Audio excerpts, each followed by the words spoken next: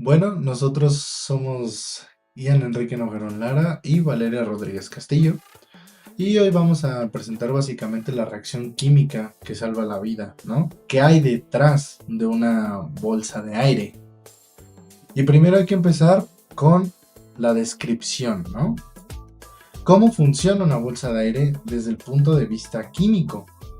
Y bueno, esto comienza con un sensor de impacto, que cuando detecta una colisión fuerte, envía una señal eléctrica al inflador. Mucha gente piensa que adentro de estas bolsas hay aire comprimido, pero no, esto no es así. Es una mezcla sólida de tres compuestos clave, ¿no? Ácida de sodio, que es el NaN3. Necesitamos también un oxidante como el nitrato de potasio y un aglutinante de dióxido de silicio. Básicamente, esta chispa inicia una reacción de descomposición rápida. Y esto lo vamos a explicar ahora, en la parte de reacciones. A ver, para empezar, hay que entender qué se tiene que hacer para inflar la bolsa, ¿no? Y básicamente aquí ocurren tres reacciones en cadena. En la etapa 1 es cuando la ácida de sodio recibe la chispa y se descompone de manera abrupta, produciendo sodio metálico y liberando una gran cantidad de gas nitrógeno. Y pues básicamente este es el gas que infla la bolsa, como podemos ver aquí en la reacción, como pasa de ser un compuesto y se separa. Y en la etapa 2 tenemos un problema, ¿no? Porque el sodio metálico producido es altamente reactivo y peligroso. Pero por eso reacciona inmediatamente con el nitrato de potasio para producir más óxidos y más nitrógeno, lo que quiere decir que ya no va a ser altamente reactivo y peligroso, sino más bien nos va a proteger. Y pues al final queda la etapa 3, la oxidación y neutralización de los compuestos dañinos. ¿Por qué? Porque se neutraliza la toxicidad y pues básicamente los óxidos de sodio y el potasio reaccionan con el dióxido de silicio y forman silicatos alcalinos. Y básicamente convertimos residuos peligrosos en un vidrio inofensivo y estable. Entonces, realmente es bastante bueno para nosotros. Ahora vamos con la importancia de una secuencia ordenada, ¿no? Y aquí, pues, hay que entender que el orden, aquí sí, el orden de los factores altera el producto. Porque para salvar una vida, pues se tiene que detectar la velocidad del choque. Y básicamente tiene que ser muy rápido. Entonces la bolsa tiene que desplegarse casi en un veinteavo de segundo, que son 50 milisegundos, ¿no? Y esto es muy importante para salvar la vida, si no, pues estaría muy mal. Y pues lo segundo que tenemos que entender es que por seguridad, si la etapa 3 que vimos, lo de la oxidación y la neutralización de los compuestos dañinos, no ocurre, los residuos podrían quemar al pasajero o ser tóxicos. Eso quiere decir que es muy peligroso.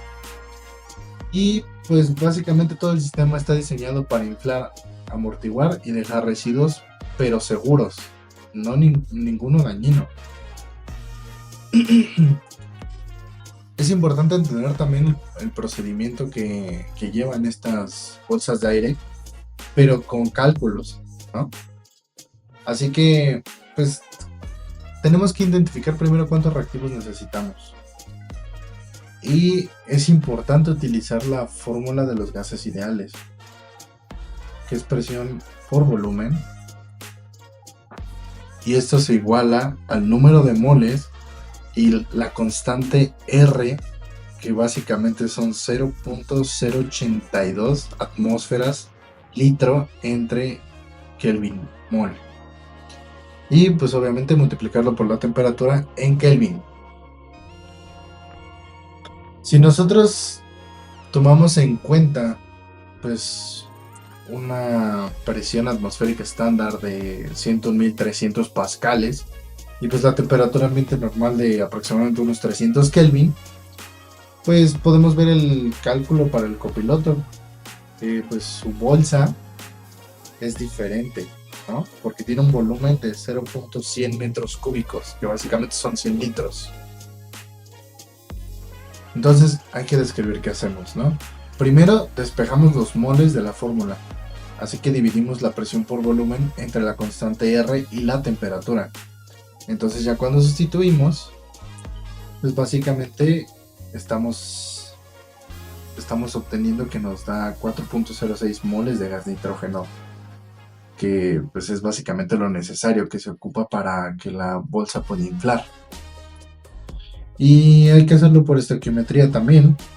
Entonces hay que identificar esa parte porque la relación es de 2 a 3. Así que hay que multiplicar los moles que tenemos por 2/3. Entonces lo que nosotros tenemos que hacer por estequiometría es multiplicar los 4.06 moles de gas por 2/3. Así obtenemos la ácida de sodio de 2.71 moles, ¿no? Y pues finalmente pues tenemos que multiplicar la masa molar, que son 65.01 gramos mol, lo que nos da de resultado 176.18 gramos de reactivo para el copiloto, ¿no? Y pues hicimos lo mismo para el conductor, pero su bolsa es diferente, lo que quiere decir que es una bolsa de 0.060 metros cúbicos. Lo que pues hace que varíe un poco el resultado, pero pues realmente no se aleja mucho, es de 105.97 gramos.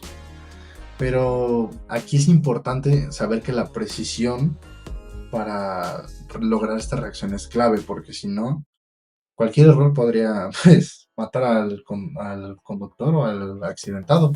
Entonces es importante tener en cuenta esa parte. Bueno, y tenemos que hacer también procedimientos de termodinámica, ¿no?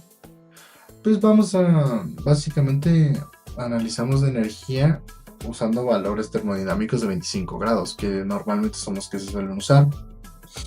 Y en el caso de la entalpía, pues usamos la ley de Hess, que son los productos menos reactivos, como el sodio y el nitrógeno, que son elementos puros y su valor es 0. Restamos la entalpía de la ácida, que sería hacer un 2 por 21.7, y pues nos arroja de resultado 43.4 kilojoules. Esto es importante que el signo negativo lo tengamos en cuenta, ya que nos va a indicar que libera energía y es una reacción exotérmica. Por otra parte, cuando hacemos la entropía, pues calculamos el desorden, ¿no? Y cuando restamos reactivos de productos, obtenemos que nos da 483.6 joules entre Kelvin. Aquí el signo positivo nos confirma que el sistema se desordena al pasar de sólido a gas, lo que quiere decir que es una reacción que ha salido bastante bien. Y por último hay que calcular la energía libre de Gibbs. Entonces hay que sustituir en la fórmula, que es delta G es igual a delta H menos T delta S. Entonces básicamente hacemos el cálculo, menos 43.4 menos, y hay que meterlo entre paréntesis para que nos dé negativo, si no nos va a dar negativo, 298.15 por 0.4836, y nos da como resultado menos 187.59 kilojoules. Nos damos cuenta que al ser negativo, matemáticamente se confirma que la reacción es espontánea e instantánea, lo que quiere decir que es algo muy bueno para la bolsa de aire porque sí se va a inflar en el momento que la requerimos y puede salvar una vida. Ya casi por terminar, hay que hacer una descripción, ¿no? Esto es importante también. Primero hay que encontrar lo que se tiene que hacer para el medio ambiente y las precauciones que se tienen que tomar, ¿no? Uno, tenemos que tener en cuenta la toxicidad. La ácida de sodio es muy tóxica, pero cuando la balanceamos con las reacciones que secuencian esta aparición de la ácida de sodio, pues básicamente se transforma en silicatos, ¿no? Que es vidrio. Entonces lo que ya lo hace ser no tóxico. Hay que también tener en cuenta los residuos, ¿no? Que va a dejar. Pues qué hacemos con las bolsas que ya fueron usadas, ¿no? Y básicamente como los residuos finales son inertes, pues no contaminan el suelo y pueden procesarse en deshuesaderos como residuos no peligrosos. Entonces por ahí vamos bien. Y por último hay que tener en cuenta el gas. El gas liberado es nitrógeno puro, el componente principal del aire. Así que pues no contribuye al efecto invernadero, lo que quiere decir que salvando una vida no matamos al planeta. Y bueno, por último hay que tener en cuenta la espontaneidad. Pues lo que encontramos es que nuestros cálculos nos dan la temperatura de espontaneidad. Cuando despejamos la fórmula de temperatura es igual a delta H entre delta S. Y pues encontramos que la reacción ocurre espontáneamente a cualquier temperatura mayor a menos 89.7 Kelvin, lo que garantiza que la bolsa funcionará sin importar el clima. Así que cualquier vida podrá ser salvada. Estemos en Rusia, estemos en México, estemos en un desierto, por ejemplo. Y pues ya por último tenemos aquí las referencias. Todas estas las utilizamos para entender de mejor manera la parte de la bolsa de aire. También utilizamos referencias de las clases que hemos tenido y las diapositivas que la maestra nos ha presentado. Bueno, en mi reflexión individual, quiero concluir que este reto cambió mi forma de ver la química. Pues dejó de ser fórmula nada más y pasó a una herramienta, ¿no? La que puedo utilizar en mi día a día y entender cómo salva la vida, ¿no? Lo más impactante para mí fue pues entender la responsabilidad detrás de los cálculos de estequiometría y básicamente determinar la cantidad exacta de reactivos, que pues no solo tiene que ser matemático, sino algo que va a salvar una vida. Y pues aprendí cómo aplicamos la termodinámica para controlar reacciones explosivas y neutralizar residuos tóxicos, transformando materiales peligrosos en compuestos seguros. Y pues básicamente es eso.